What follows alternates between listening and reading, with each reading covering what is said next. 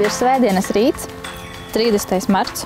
Metropoles kolēģu komanda jau rosās pa stādaudzētavu, lai atlasītu atraitnītes priekš mūsu jau par tradīciju kļuvušās akcijas Redzi bedre vajadzībām. Ko mēs darām?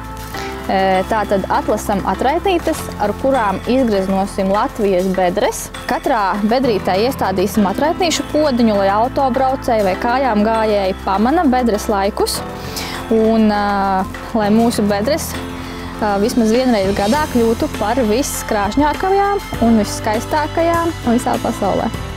Nu ko, Latvijas bedres, gaidiet mūs 1. aprīlī agri no rīta!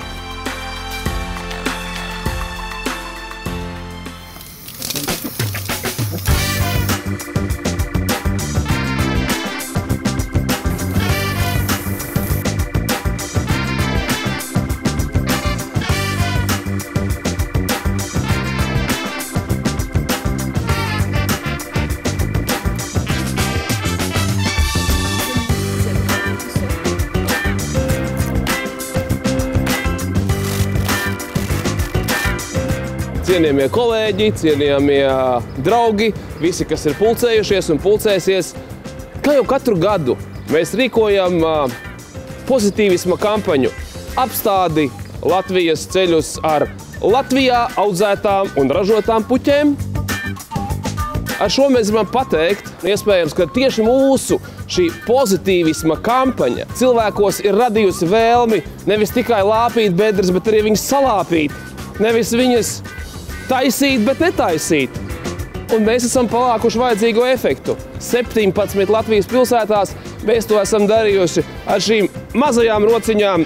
Esam formējuši ceļus, esam taisījuši un būvējuši zīmes, lai cilvēkiem tieši šodien šajā saulēnajā 1. aprīļa dienā 2014. gadā būtu prieks.